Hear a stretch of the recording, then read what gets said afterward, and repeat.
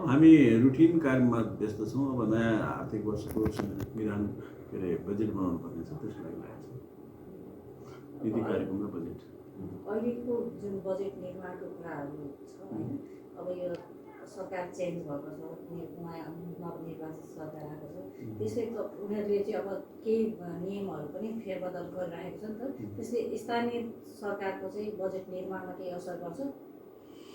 त्यस्तो तात्विक रूपमा असर गर्दैन, किनकि हामीले सङ्घ सरकारबाट प्राप्त गर्ने भनेको सङ्घीय सम्पूरक, सङ्घीय विशेष र तोकिएको सामान्यकरण अनुदान हो। त्यो कुराहरू उहाँले दिनु नै पर्ने हुन्छ। राज्यको राजस्व उठेको राजस्वको आधारमा एप्रोप्रिएसन गर्ने कुरा हो, त्यो उहाँहरूले चाहिँ प्रदान नै गर्नुहुन्छ, त्यसलाई रोक्नुहुन्न होला भन्ने हामीलाई लाग्छ।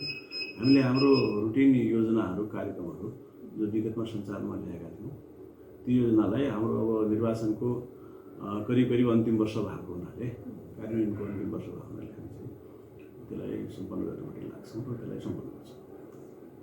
अहिले उनीहरूले अब खर्च कटौतीमा व्यापक रूपमा चाहिँ हेरफेर गर्न आएको छ होइन। अब अहिले हजुरले भने जस्तै सम्पूरकको बजेटहरू जुन आउनेछ सङ्घबाट, त्यो कटौती भएर आयो भने चाहिँ कसरी म्यानेज गर्नुहुन्छ त यहाँहरूले?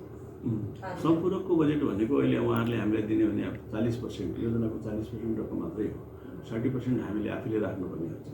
त्यसकारण हामीले 60%को क्षमता राख्यौँ भने मात्रै हामी चाहिँ थप 40%को आशा गर्ने हो।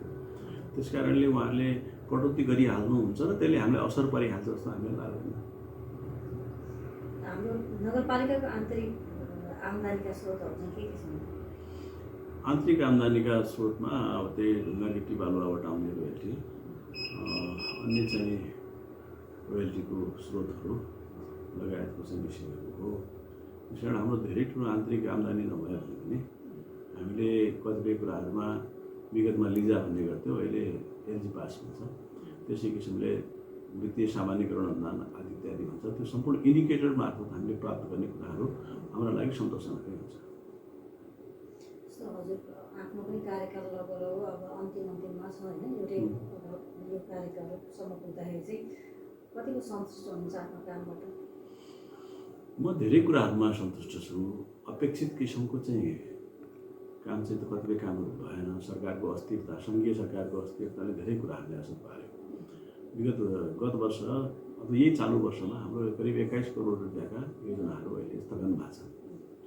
त्यस कारणले त्यसले चाहिँ अलिकति डेभलपमेन्टमा असर त पार्यो। तर हामीले जस्तो शिक्षामा, स्वास्थ्यमा र भौतिक विकासमा जुन किसिमले हामीले अहिलेसम्म नै स्थापित गरेका छौँ, त्यसमा म सन्तुष्ट छु। हामीले 5% विद्यार्थी मात्रै पास भइरहेका कक्षा 12को एक्जामिनेसनलाई पहिलो वर्षमा 5% भएको एक्जामिनेसनलाई दोस्रो वर्ष 10%, 7% हामीले इन्क्रिज गरेर तेस्रो वर्ष 30% पुर्याएर गत शैक्षिक वर्षमा हामीले 50.5% गरेका छौँ, जो आफैमा 100% ग्रोथ हो। त्यस कारणले शिक्षा क्षेत्रमा अहिले हाम्रा विद्यार्थीहरू जो चाहिँ डी अथवा D+ ग्रेडमा पास गर्ने विद्यार्थी थिए, तिनीहरू अहिले एभरेजमा D+ र त्योभन्दा माथि A+ र A ग्रेड पनि पास भइरहेको हुनाले शैक्षिक क्षेत्रमा एउटा किसिमको राम्रो उपलब्धि हासिल भएको छ। दरबन्दी मिलान समायोजन कार्यक्रमहरू सम्पन्न भएका छन्।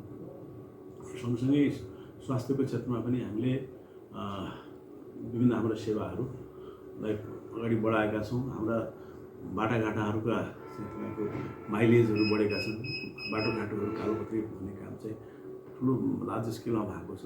मुख्य कुरो यो हाम्रो चुरेसँग जोडिएको पालिका, यसमा चाहिँ तटबन्धको समस्या, चुरेबाट आउने सानो खोलाहरूले गर्ने कटानको समस्यालाई सम्बोधन गर्नका लागि हामीले संजोगै पर्या हो। त्यो हाम्रो महाकाली सिँचाइ 3rd फेजको पनि एक्सटेन्सन हुनु, हामी पनि नेतृत्वमा हुनु। हामी करिब 28 देखि 30 किलोमिटर त खालि तटबन्ध समेतको बाँधै बनाएका छौँ, जुन चाहिँ आफैमा एउटा उल्लेख्य उपलब्धि छ। अहिले यहाँहरू भन्नुभयो शिक्षा क्षेत्रमा चाहिँ हामीले राम्रो उपलब्धि हासिल गरेका छौँ भन्नुभयो। यो सामुदायिक शिक्षा, सामुदायिक विद्यालयहरूको गुणस्तर बढाउनको लागि चाहिँ यहाँहरूले के काम गर्नुभयो, त्यसरी त्यो राम्रो रिजल्ट आयो होला? हामीले त्यसलाई क्याटेगोरिकली पहिला के गर्यौँ भने सबभन्दा पहिला हामीले तहगत दरबन्दी मिलान, यसको न्यूनतम आवश्यकता हो भन्ने कुरालाई महसुस गरेर सबै तहमा सोही तहको शिक्षक दरबन्दी मिलान गऱ्यौँ। हामीसँग शिक्षक दरबन्दी, प्राप्त दरबन्दी न्यून थियो, तर त्यसलाई पनि हामीले सबै माविमा त्यसलाई चाहिँ तहगत रूपमा दरबन्दी मिलान गरिसकेपछि तहगत प्रवाह स्वयं त्यसमा सुनिश्चित भयो। 2टा मात्रै 3टा मात्रै विद्यालयमा सघन दरबन्दी रहेको, बाँकी विद्यालयहरूमा राहत शिक्षक अथवा चाहिँ प्राविधिक शिक्षकले माविको प्रभाव भइराख्नुपर्ने परिस्थितिलाई त्यसले अन्त पार्यो। त्यसले के भयो त भन्दा माविमा कार्यरत राहत शिक्षकहरूले पनि आफ्नो चाहिँ बराबर हैसियत भएको व्यक्ति चाहिँ नेताको रूपमा प्रभावको रूपमा प्राप्त गरे। त्यो सँगसँगै विद्यालयसँग हाम्रो लगातारको अन्तर्क्रिया, हाम्रो कार्यक्रम, मोटिभेसन लगायतका विभिन्न विषयहरूले शिक्षक, विद्यार्थी, अभिभावक सबैलाई हामीसँग पटकको अन्तर्क्रिया पछाडि अहिले हामीले चाहिँ करिब शिक्षाको क्षेत्रमा बेतगौडमा म दावाकै साथमा भन्छु, सामुदायिक शिक्षामा हाम्रो गुणात्मक परिवर्तन भएको छ। अहिले करिब सबै विद्यालयहरूमा अहिले करिब 90% विद्यालयमा हामीले अङ्ग्रेजी माध्यमबाट शिक्षा नै सुरु गरिरहेका छौँ। त्यो अभिभावककै कन्सेप्टमा। सार्वजनिक विद्यालयहरूमा संस्थागत विद्यालयबाट विद्यार्थीहरू फर्किने क्रम बढेको छ।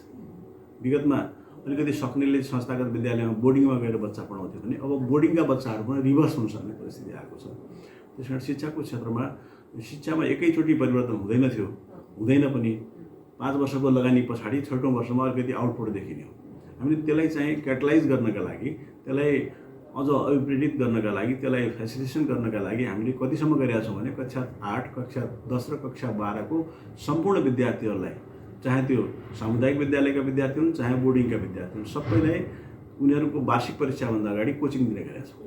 नगरपालिकाबाटै आर्थिक प्रबन्ध गरेका छौँ। त्यसले चाहिँ अहिले हाम्रो 8 कक्षाको रिजल्ट हामीले हिजो मात्रै प्रकाशित गरेका छौँ र अत्यन्त राम्रो रिजल्ट आएको छ। विद्यार्थी स्वतः नै पास हुने विद्यार्थीहरूको पर्सेन्टेज राम्रो आएको छ। नभए पास गराउनु पर्थ्यो। सबै चाहिँ पालिकाभित्रको सबै विद्यार्थीहरू जम्मै विद्यालय हाम्रा 22वटा प्रत्येक विद्यालयमा छ त्यो कोचिङ सेन्टरहरू होइन, प्रत्येक विद्यालयमा पढाउने गरी हामीले यहाँबाट आर्थिक प्रबन्ध गर्दैछौँ। प्रत्येक विद्यालयमा जस्तो हाम्रो 22वटा सरकारी विद्यालय, सामुदायिक विद्यालय र हाम्रा बोर्डिङ स्कुल समेत गरेर हामीसँग करिब 50वटा विद्यालयमा सबै विद्यालयले का लागि भनेर चाहिँ हामीले त्यो कक्षा 10 र कक्षा 12 को हकमा र कक्षा 8 को हकमा त हामीले यताबाटै पैसा फन्डिङ प्रबन्ध गरिदियौँ। कतिपय विद्यालयहरूले पहिला आफैमै गरिरहेका परिस्थिति थियो, संस्थागत विद्यालयहरूमा चाहिँ तपाईँको थियो। अहिले त्यसले के भएको छ त भन्दा रिजल्ट कक्षा 10 र कक्षा 12 को रिजल्टको मात्रै सुधार भएको छैन कि विद्यार्थीको प्राप्त पर्सेन्टेजमा सुधार भएको छ। डी र डी प्लस ल्याउने एग्रिगेटमा चाहिँ डी र डी प्लस ल्याउने विद्यालयहरूमा एग्रिगेटमा बी प्लस ल्याउने विद्यार्थीहरू बढेका छन्। त्यसले विद्यार्थीहरूलाई माथिल्लो शिक्षाका लागि पनि, माथिल्लो कलेजहरूमा एजुकेसन सेन्टरमा गएर पढ्नका लागि पनि आत्मविश्वास बढेको छ। अनि यसपालि चाहिँ अब के छ, जाँदा चाहिँ के यस्तो गरेर जान पाए हुन्थ्यो भन्ने छ मनमा? त्यस्तो केही छैन। अब हामीले पुरा कार्यकाल काम गर्न पायौँ भने अब तपाईँले भनिहाल्नुभयो नयाँ सरकार निर्माण भएको छ, जनताले नयाँ सरकारको निर्माण गरेको छ, क्रान्ति पछाडिको आएको सरकार छ। उहाँहरूको पनि केही पोजिटिभ भाइब्सहरू देखिन्छ कि राम्रो गरौँ भन्ने चाहना राख्नु भएको छ। उहाँहरूले राख्नुभएको त्यो चाहनालाई हामीहरूसँग भएको अनुभव, हामीहरूसँग भएको कार्यक्रमसँग चाहिँ म्याचिङ गरिदिनु भयो भने हामीलाई त्यस्तो बाँकी राख्नुपर्ने, मनमा बाँकी रहनुपर्ने कुनै कारण छैन। हामीले किसानका लागि हाट बजारदेखि लिएर कोल्ड स्टोरसम्म बनाइदिएका छौँ। गाउँमा बाटाघाटाहरू प्रशस्त मात्रामा कालोपत्री भएका छन्। कतिपय वडाहरूमा त 1 किलोमिटर पनि कालोपत्री नभएको ठाउँमा 10 किलोमिटर 12 किलोमिटर कालोपत्री भएको छ। त्यो जम्मा त्यो 3 वर्षको 3.5 वर्षको दौरानमा मात्रै हो। त्यस कारणले हामीले चाहिँ तटबन्धको हकमा 1 करोड 2 करोड रुपियाँ मात्रै बजेट आउँथ्यो। एकै वर्ष हामीले चाहिँ 10 करोड रुपियाँ 20 करोड रुपियाँको तटबन्ध निर्माण गरेका छौँ। त्यस कारणले समग्रमा राम्रो भएको छ। एकैचोटि विकास निर्माणका कामहरू सकिँदैन। तपाईँले देखिहाल्नुभयो राष्ट्रिय राजमार्गको अभिगति यस्तो छ भनेपछि हाम्रा भित्रका सडकहरू एकैचोटि बनिसक्नेवाला त परिस्थिति छैन। तर विद्यालयमा कक्षा कोठा र भवनको कमी छैन। शिक्षक दरबन्दी मिलान गरिएको छ। स्वास्थ्य चौकीहरूमा उपकरणहरूको कमी छैन। बाटाघाटाहरू बनेका छन्। पुल प्लेसाहरूको हकमा अब मलाई लाग्छ हाम्रो सिभिल वर्क त 8-10 वर्ष पछाडि त मलाई नेपालैमा घटिहाल्छ जस्तो लाग्छ मलाई। सिभिल वर्कहरू त्यसै पनि धेरै ज्यादा मात्रामा चाहिँ सिभिल वर्क भएको छ। यी कुराहरू मैले मुख्य कुरा बुझेँ भने जनताको शिक्षा, जनताको स्वास्थ्य यो महत्त्वपूर्ण विषय हो। सामाजिक सुरक्षा यी विषयहरू महत्त्वपूर्ण हुन्। छाडा चौपायाहरू तपाईँले देख्नुभएको थियो, पहिला कतिको सडकमा देख्नुभएको थियो। हामीले एकदम मिनिमाइज गरेका छौँ। 700-800 गाई त हामीले गौशालामा अहिले पनि राखेर पालिरहेका छौँ। त्यसका बावजुद पनि किसानहरूले छोड्ने क्रम चलेकै छ, त्यसलाई पनि व्यवस्थापन गर्ने विषय हुन्छ, गर्छौँ। अहिले गाउँ घटाइको सिजनमा कसरी कन्ट्रोल गर्ने भन्ने जिम्मेदारी पनि हाम्रो छ। यो भएको हुनाले हामी सन्तुष्टै त को हुनसक्छ, अझ चाहिँ राम्रो हुनसक्थ्यो र अझ राम्रो गर्न सक्थ्यौँ गर्ने चाहना त छ, तर असन्तुष्ट हुनुपर्ने पनि हामीले केही मागिरहेको जस्तो मलाई लाग्दैन। हस्, धन्यवाद। वेलकम।